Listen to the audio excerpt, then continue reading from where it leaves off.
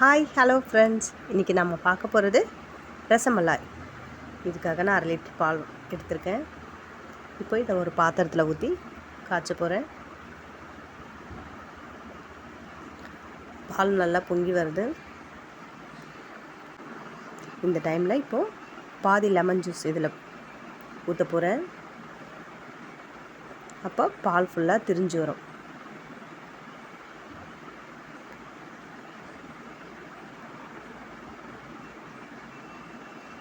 இப்போ பால் நல்லா திரிஞ்சிடுச்சு. இப்போ இது வேறு ஒரு துணியில் இதை ஃபில்டர் பண்ணி எடுத்துக்க போகிறேன்.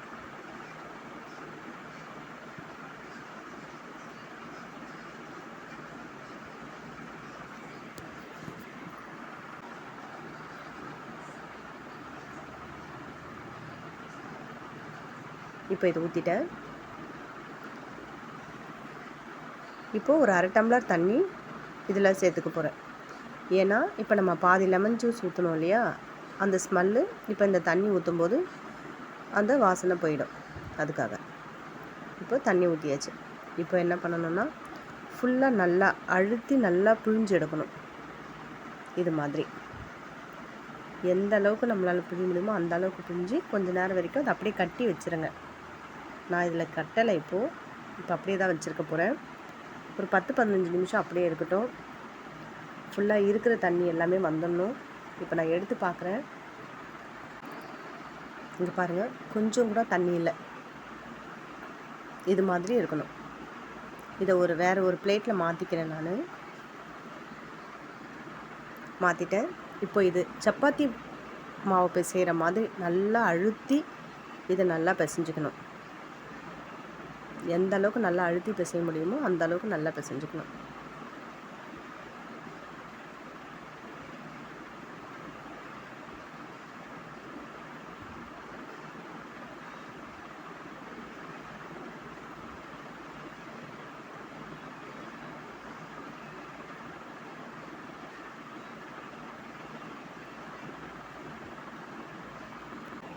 நல்லா அழுத்தி பிசைஞ்சிட்டேன். இப்போது இந்த ஷேப்பில் இப்போ நான் மாவை உருட்டி தட்டி வச்சுக்கிறேன்.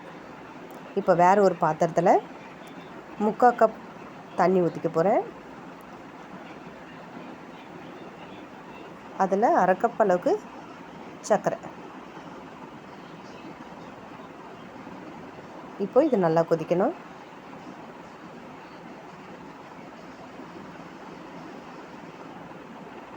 இப்போ நல்லா கொதித்து வருது. இப்போது நம்ம பண்ணி வச்சுருக்கிற எல்லா உருண்டையுமே எடுத்து இதில் சேர்த்துக்கலாம்.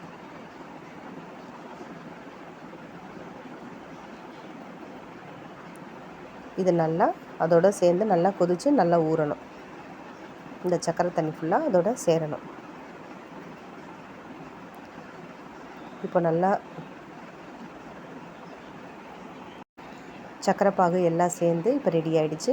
இதை எடுத்து இப்போ நம்ம தனியாக எடுத்து வச்சுக்கலாம். வேறு ஒரு பாத்திரத்தில் 1 கப் அளவுக்கு பால் எடுத்திருக்கேன்.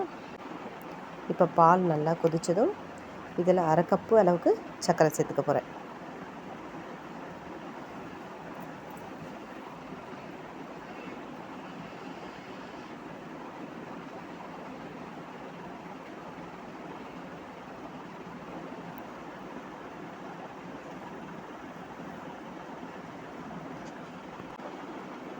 கொஞ்சம் பாதாம் கட் பண்ணி வச்சுருக்கேன், அதை இப்போ இதில் சேர்த்துக்கிறேன்.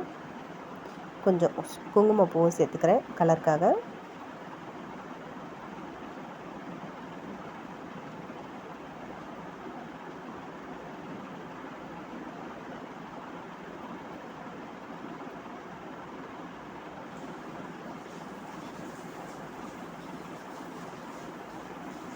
இப்போ நல்லா கலர் வந்துடுச்சு.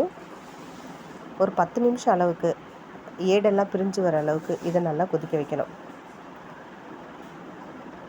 கொதித்த பிறகு இப்போ நம்ம ரெடி பண்ணி வச்சுருக்கிற இந்த உருண்டைகளையும் இதில் சேர்த்துக்கலாம்.